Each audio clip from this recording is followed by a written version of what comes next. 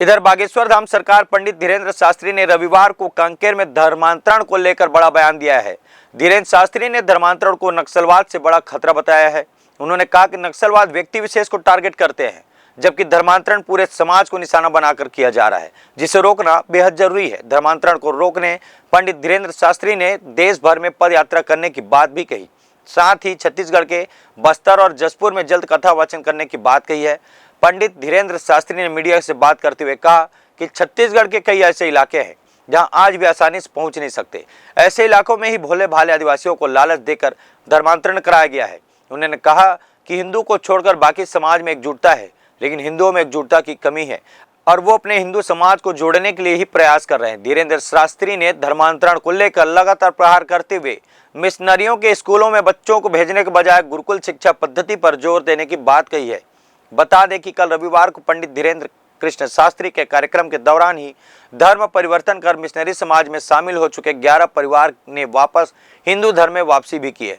पंडित धीरेन्द्र शास्त्री ने कांकेर से अपने पुराने रिश्ते का जिक्र करते हुए बताया कि जिस पहाड़ा वाली मां भुवनेश्वरी के दरबार में वो महायज्ञ में शामिल होने पहुंचे हैं, वहां वो पहले भी आ चुके हैं और यहाँ से उनका पुराना नाता रहा है।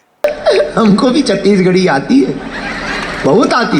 हम एक भजन, हम जहाँ भी जाते हैं तो जिनको हिंदी आती है वो हमसे एक भजन सुनने लगते हैं, बहुत सुनाते हम। चोला माटी के है राम, एकर का भरोसा। चोला माटी के,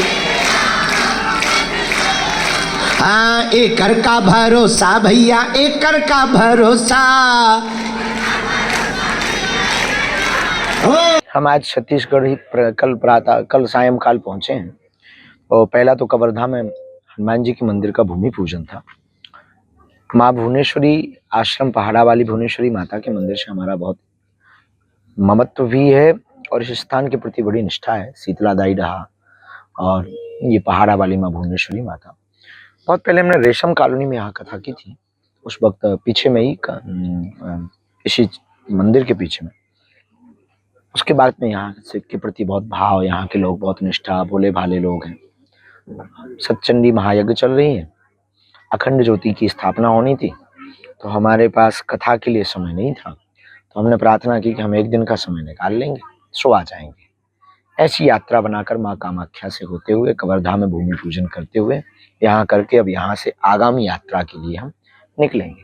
कोई उद्देश्य विशेष नहीं, हिंदुओं को जगाना, सनातनियों को एक करना, अपनी बात हम रख रहे हैं। मानवीय कृत्य जितने भी देश में चल रहे हैं वो निश्चित रूप से सबसे बड़ी चैलेंजिंग स्थिति है।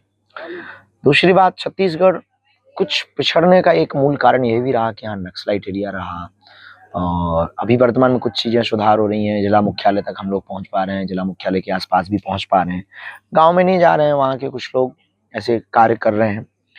नक्सलवाद से ज्यादा खतरनाक है धर्मांतर, ये भी खतरनाक है पर ये और ज्यादा खतरनाक है।